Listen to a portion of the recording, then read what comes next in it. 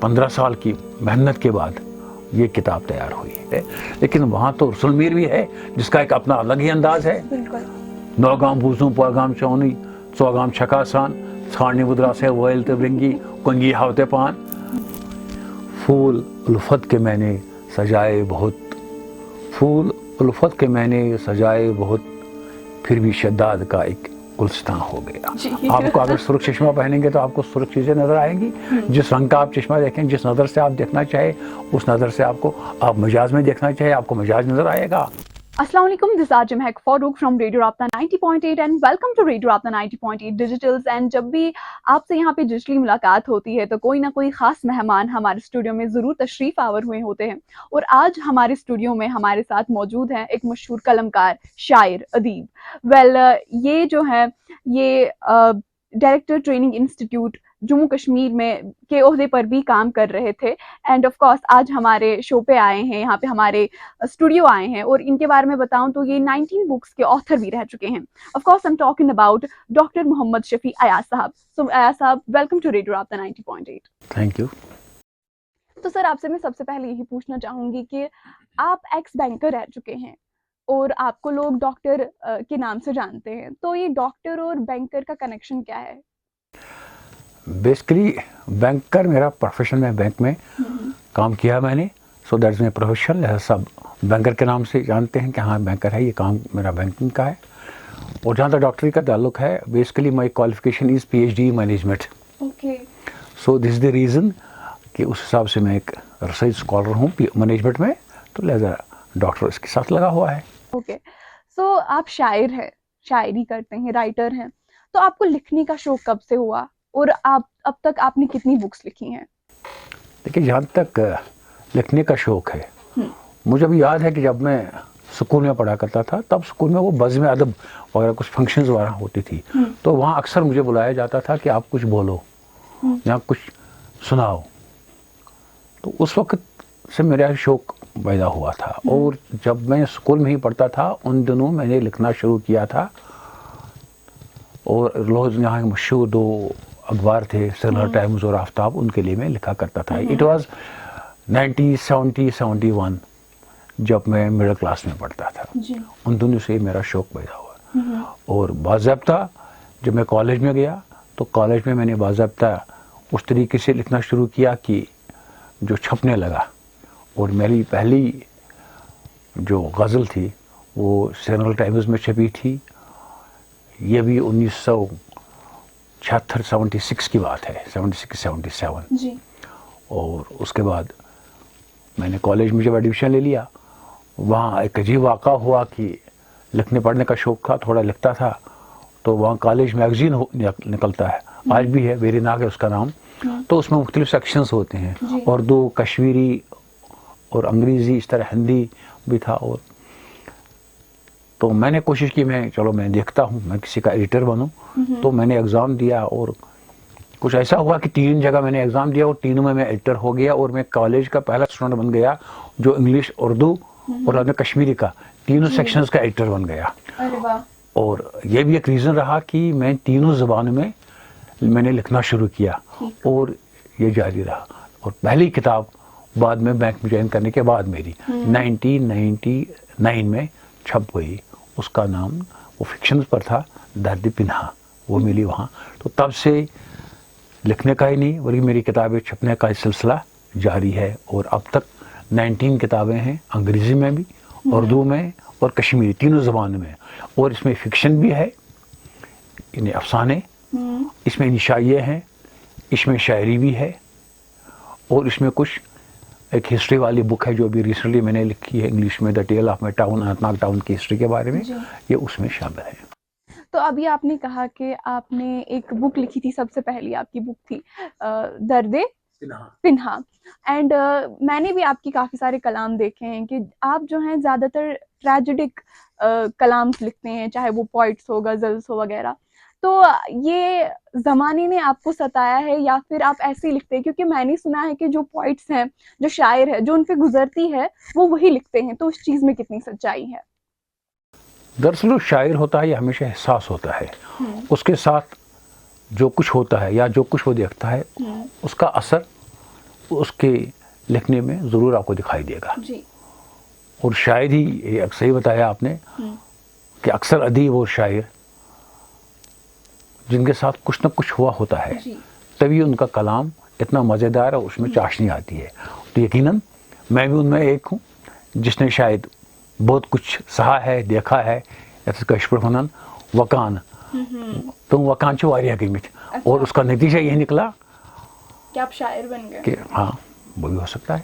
ہاں, تو آپ نے بولا کہ آپ 3 زبانوں میں لکھتے ہیں, اردو, کشمیری اینڈ انگلش. تو سب سے زیادہ آپ کو پسند کس زبان میں لکھنا ہے؟ اردو سے میرا شک بھی فطری ہے, کیونکہ اردو زبان جو ہے یہ بڑی میٹھی زبان ہے, اس میں چاشنی ہے, اس کو محبت کی زبان کہا جاتا ہے. ایون اگر آپ کہیں بھی, ایون اگر آپ اس وقت بھی دیکھیں گے ہندوستان کی جو سنیما انڈسٹری ہے, جو فلم انڈسٹری ہے, اس میں جو چاشنی آپ کو ملے گی وہ گانوں میں ملے گی, اور وہ گانے سب اردو میں ہی ہیں, چاہے فلم ہندی میں ہو یا کسی اور میں. حتیٰ کہ اردو اور ہندی زبان تقریباً ملتی جلتی زبانیں ہیں, لیکن جو چاشنی, جو مٹھاس اردو میں ہے, اور جو الفاظ اردو میں ہیں وہ کافی خوبصورت ہے, کافی میٹھے ہیں, اور یقیناً یہ محبت کی زبان ہے. جی. سو آپ نے بولا کہ آپ نے ریسنٹلی ایک بک لکھی ہے, the tail of my town. تو یہ بک مطلب آپ نے کیوں لکھی, اس کا یہ کیا تھا, ریزن کیا تھا کہ آپ کو کیوں لکھنے کی ضرورت پڑی یہ بک, اینڈ آپ کو کتنی محنت لگی اس بک کو لکھنے میں؟ دیکھیے ایکچولی بات ہے 2008 کی, جب سے میں نے یہ سٹارٹ کی ہے. میری پوسٹنگ بجواڑا بینک, بجواڑا برانچ میں تھی. وہاں ایک پرانے ہمارے ایک استاد تھے, کالج کے پروفیسر, مشہور تواریخ دان, کشمیری, فارسی اور اردو کے شاعر بھی, مرحوم پروفیسر گل احمد شاد, اللہ ان کو جنت نصیب کرے. اور عجیب اتفاق ہے کہ آج ہی ان کا یوم وصال بھی ہے. تو شاد صاحب ان دونوں پینشن وہاں لیتے تھے. انہوں نے مجھ سے کہا کہ آپ تو لکھتے ہیں, شاعری بھی کرتے ہیں, آپ فکشن بھی لکھتے ہیں, لیکن کچھ اور لکھو. میں نے کہا کیا؟ کہا کچھ ریسرچ والا کام کرو. میں نے کہا کیسے؟ انہوں نے کہا کہ اننت ناگ ٹاؤن کے رہنے والے ہیں, تو وہاں ایک شاعر رہ چکے ہیں, میں نے نام سنا ہے, مجید میر, ذرا اس کے بارے میں مجھے کچھ آپ لکھو. جب میں نے پتا کیا تو مجید میر کے بارے میں کچھ مواد جمع کیا, تو میں نے شاد صاحب کی بات کی. اس نے دیکھے, کہا کہ یہ بہت اچھا کام ہے, کیوں نہ ٹاؤن میں جو اور بھی لوگ ہیں, یا ٹاؤن کی جو ہسٹری ہے, ٹاؤن کی جو تاریخ ہے, کلچر ہے, تو اس پر کچھ لکھیں, ایک کتاب آپ لکھیں. تو میں نے کوشش شروع کی, اور 15 سال کی محنت کے بعد یہ کتاب تیار ہوئی. 15 سال اس میں لگے, کیونکہ یہ اتنا آسان کام نہیں تھا. ہمارے یہاں اننت ناگ میں ایک بڑی پرابلم ہو گئی تھی کہ یہاں اگر کسی کے پاس کچھ پرانا ریکارڈ تھا, یہاں جیسے کہ آپ نے سنا ہوگا یا سب کو معلوم ہے کہ اننت ناگ ٹاؤن پہلے صرف 2 محلوں پر مشتمل تھا, کارڈی پورہ اور ملک ناگ, اور باقی جو علاقہ تھا یہ پہلے باغات تھے, چشمے تھے. تو یہ جو ملک ناگ ایریا ہے اس میں 2 بار بڑی آگ زنی ہوئی ہے. 1961 میں بہت بڑی آگ کی ایک بہت ہولناک واقعہ میں وہاں کی جو مکانات تھے وہ نظر آتش ہو گئے, اور جس کے بعد جو کچھ بھی ریکارڈ تھا وہ جل گیا. اس کے بعد 90 میں پھر ہوا. اس کے بعد 2014 میں جو سیلاب آیا اس وجہ سے پورا ریکارڈ یہاں تہس نہس ہوا, کسی کے پاس کچھ بھی نہیں تھا. لہذا جو بھی ہمیں چاہیے تھی انفارمیشن تو وہ اویلیبل ایسے تو نہیں تھی, لہذا گھر گھر جانا پڑا. اور کچھ لوگوں کے پاس ہم گئے. اتفاق کی بات ہے کہ میں بتاؤں گا کہ مطلب کچھ چیزیں ایسی میں نے دیکھی کہ کہیں کہیں میں جب گیا کوئی انفارمیشن مانگنے کے لیے تو انہیں بتایا یہ کس کام کی ہے. کچھ لوگ گھبرا بھی جاتے ہیں کہ کیوں مانگ رہے ہیں, کیا بات ہے. اور کچھ لوگ اگر دینے کے لیے تیار بھی تھے, وہ معاوضہ مانگ رہے تھے, ہم بتائیں گے تو ہمیں کتنا ملے گا. اور ایک اور بات تھی کہ اس دوران بہت سے کم لوگ ایسے تھے جو یہاں پرانے واقعات کے چشمدید گواہ تھے. تو اور کتاب لکھنے کے دوران میں آپ کو یہ بات بتا دوں کہ جن سے میں نے بات کی ان میں سے 1 درجن سے زیادہ ایسے لوگ وفات کر گئے, لیکن میں نے ان سے وہ انفارمیشن حاصل کی. لہذا کافی ڈفیکلٹی ہے, کافی مشکلات آئے اس میں. کوئی ریکارڈ موجود نہیں تھا, یہ ریکارڈ بنانا پڑا, اور لوگوں کے پاس, گھر کے پاس, ہر گھر کے پاس جانا پڑا تاکہ کچھ ان سے حاصل کی ہے، تبھی یہ آج ایک کتاب کی صورت میں آپ کے سامنے ہے۔ لیکن اس کتاب کو لکھنے کی ضرورت کیوں آپ کو محسوس پڑی کہ یہ کتاب لکھنی چاہیے؟ انسان تب تک کامیاب نہیں ہو سکتا ہے جب تک نہ اس کو اپنے پاسٹ کے بارے میں معلوم ہو۔ ایگزیکٹلی. آپ کی زندگی میں یہ ضروری ہے کہ آپ کے پاؤں اپنی زمین سے جڑے ہوئے ہوں۔ جب آپ اپنی زمین، اپنی اس جگہ کے بارے میں جانتے نہیں ہوں گے جہاں سے آپ رہنے والے، بالکل. تو پھر اس کا مطلب ہے کہ آپ بے پر جانور ہیں، آپ کے پاس کچھ بھی نہیں ہے۔ جی. اننت ناگ کے بارے میں ابھی تک کوئی بھی ہسٹری نہیں لکھی گئی ہے۔ اگر اس سے پہلے لکھی ہوتی تو شاید اس کی اتنی زیادہ ضرورت نہیں تھی۔ جی. لیکن جب میں نے دیکھا کہ اب ایسا ہے کہ جو اب تک یہاں اننت ناگ کے بارے میں کسی کو بھی انفارمیشن ہے، کبھی کسی کو معلومات کچھ ہیں، تو یہ بھی ہو سکتا ہے کہ آج سے 10 سال کے بعد وہ لوگ نہ رہیں، جی بالکل. پھر یہ انفارمیشن ہمیں کسی کے پاس نہیں ملے گی۔ میں آپ کو یہ بتاتا ہوں، ابھی ہم نے یہاں ایک گفا ہے جس میں لوگ رہتے تھے، آج سے 50 سال 60 سال پہلے تک رہتے تھے۔ آج جب ہم نے ابھی اس کی ڈاکیومنٹری بنائی، اس کی بات اس میں کی، تو بہت سارے لوگ جو نوجوان آج کل وہ کہہ رہے ہیں ہے نہیں، یہ شاید کوئی میتھ ہے یا یہ من گڑت بات ہے، جبکہ حقیقت کو من گڑت بنانے میں ہم ہی ذمہ وار ہے، کیونکہ ہم نے کسی کو بتایا نہیں۔ کل ہماری نئی پود آ رہی ہے، ان کو یہ پتہ چلے کہ ہم کہاں کے ہیں، ہم کہاں سے آئے ہیں، ہماری ہسٹری کیا ہے، ہمارا پاسٹ کیا ہے۔ اگر ہم نے اپنے پاسٹ کو بولا ہے تو سمجھیے ہمارے پاس کچھ، یہی ہمارا اثاثہ ہے۔ اسی اثاثے کو محفوظ رکھنے کے لیے میں نے یہ کتاب لکھی۔ جی. تو آف کورس آپ کی اتنی ساری غزلیں ہیں، تو ایک غزل ہم آپ کی سننا چاہیں گے یہاں پہ۔ غزلیں تو بہت ساری ہیں، تو میں آپ کو کوئی ایک غزل میں سناتا ہوں۔ گھر بنانے کی کوشش میں کرتا رہا، جی. گھر بنانے کی کوشش میں کرتا رہا، گھر بناتے بناتے مکان ہو گیا۔ پھول الفت کے میں نے سجائے بہت، پھول الفت کے میں نے سجائے بہت، پھر بھی شداد کا ایک گلستان ہو گیا۔ واہ. جب سجائی تھی یاروں نے محفل یہاں، جی. جب سجائی تھی یاروں نے محفل یہاں، دل مچلنے لگا تھا بڑے شوق سے، دوریوں کا نشان تو کہیں بھی نہ تھا، باتوں باتوں میں کیسا سما ہو گیا۔ واہ. اس کلی کی حفاظت بہت میں نے کی، اس کلی کی حفاظت بہت میں نے کی، ہر گھڑی ہر سمے پاس بام بن گیا، گنچا چٹکا چٹکتے ہی گل ہو گیا، رنگ بدلا ہوا آسماں ہو گیا۔ واہ.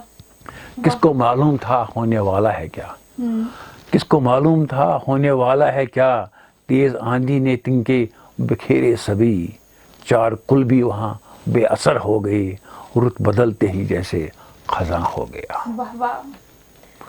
تھی زمانے کی خواہش نہ دنیا کا غم، بے نیازی میں ایاز گم تھا بہت، جب اترنے لگا ان کے چہرے سے رنگ، ایک شعلہ دھواں ہی دھواں ہو گیا۔ واہ. بہت خوب. تو اسی شعر و شاعری کو لے کر میں آپ سے یہ پوچھنا چاہتی ہوں کہ آپ کو لگتا ہے جو ہمارے آج کل کے شعراء ہیں انہیں جو عشق کو لے کر وہ شاعری کرتے ہیں، اس سے باہر نکل کر انہیں سماجی جو پہلو ہیں ان پر بھی دھیان دینے کی ضرورت ہے؟ لیکن جہاں تک شاعری کی بات ہے، اگر میں اردو شاعری کی بات کروں، اردو میں آپ کو پتہ ہی ہے کہ اردو میں جو اردو شاعری جس کے لیے مشہور ہے وہ اردو غزل ہے۔ جی. اور غزل کا اگر لغوی معنی یہاں اس کا عورتوں سے باتیں کریں یا ان کے حسن کی تعریفیں کریں، بالکل. لہذا یہ ایک بنیادی چیز ہے۔ لیکن یہ بھی حقیقت ہے کہ شاعری، اردو شاعری، اس سے باہر بھی بہت کچھ ہے۔ عصری شاعری، فیض احمد فیض، اس نے عشق فسانہ نہیں لکھا۔ آپ راحت اندوری کو دیکھیے، ان نے عصری شاعری کی کہ موجودہ حالات میں آپ دیکھتے ہیں جو حالات پر ان نے شاعری کی، جی. اور جو کامیاب رہی، انقلابی شاعری ہوئی وہ بھی کامیاب رہی۔ ہاں، جہاں تک کشمیری شاعری کا تعلق ہے، کشمیری شاعری خاص کر جو ہمارے برگزیدہ شعراء ہیں ان کا کلام زیادہ تصوف پر ہے، صوفی شاعری پر ہے۔ اور آج کل ایک رجحان ہے کہ اکثر جو کشمیری میں آ کر بات کریں گے، کشمیری میں شاعری یہ کرن کشمیری میں جو شاعر آپ بھی دیکھیں گے، اگر آپ نے پروگرامز کہیں آپ نے دیکھے ہوں گے، اکثر شنکنس کران صوفی شاعری۔ جی بالکل. تو یل زن صوفی شاعری شواریہ تھز شاعری کٲشِر منٛز چھُ تَتھ واریاہ تھزر تہٕ بجر مگر یہ بھی حقیقت ہے کہ کشمیری شاعری میں بڑے بڑے شاعر ہوئے ہیں، شمس فقیر ہے، وہاب خار ہے، سوش کرال ہے، لیکن وہاں تو رسول میر بھی ہے جس کا ایک اپنا الگ ہی انداز ہے. بالکل. نوگام بوزوں پوگام چونی ژوگام چھکاسان ژھانڈنہِ وُدرا سے وٲلۍ تہٕ برنگی کنگی ہاوتے پان. جی. تو اس نے کشمیری شاعری کوئی دوسری لائے گی. یا غزل تو محمود گامین ایجاد ہے. جی. لہذا تصوف یا صوفی شاعری کے ساتھ ساتھ اور بھی ہے. اسی طرح چاہے اردو یا کوشر ان دونوں زبانوں میں ہم دیکھیں گے تو غزل وہ غزل اب نہیں رہی. اب بہت سارے چیزیں ہیں شاعری میں، صرف نہیں، مرثیہ ہیں، ربائی ہیں، مناجات ہیں، نعت ہیں، بہت ساری چیزیں ہیں اس میں آ رہی ہیں. اب آزاد نظم آ رہی ہے، نظم میں بھی نظم تو تھی، اب نثری نظم آ رہی ہے، وہ بھی ہے، کافی کامیاب ہے. اور اسی طریقے سے اب عصری جو ابھی آپ نے بتایا کہ موجود حالات حاضرہ پر بہت شاعر لکھتے ہیں اور کامیاب ہیں. ہم دیکھتے ہیں ہاں کشمیر میں ابھی جو حالات حاضرہ پر بہت ہی کم شعراء لکھتے ہیں.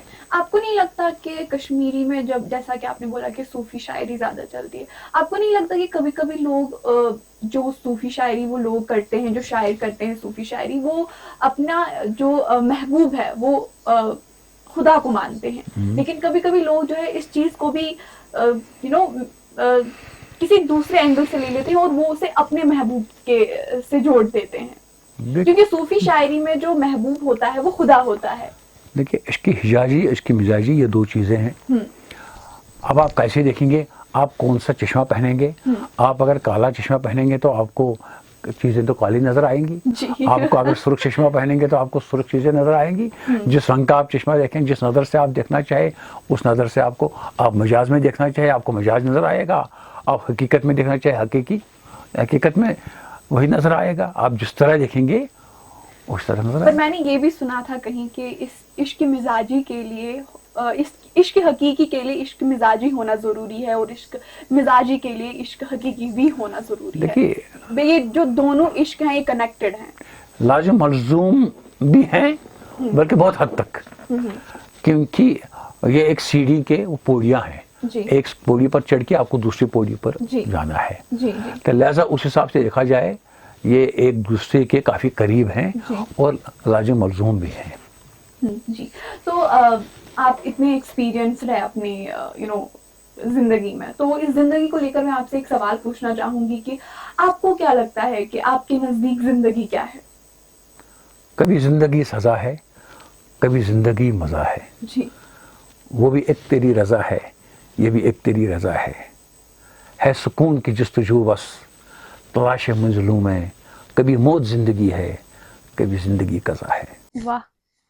تو محبت کو لے کر اگر آپ کو کبھی ہم اگر یہ پوچھیں آپ سے کہ اگر آپ کو محبت دو شعروں میں ڈیفائن کرنی ہو تو آپ محبت کو کیسے ڈیفائن کریں گے؟ محبت کو یعنی محبت ایک میٹھا زہر ہے، وہی نا، جاتے جاتے ایک تمنا دے گیا، عمر بھر جینے کی سزا دے گیا. واہ. یہ تو عمر بھر کی ایک سزا ہے. آپ کا بہت بہت شکریہ کہ آپ یہاں پہ آئے اور آپ سے بات کر کے بہت اچھا لگا.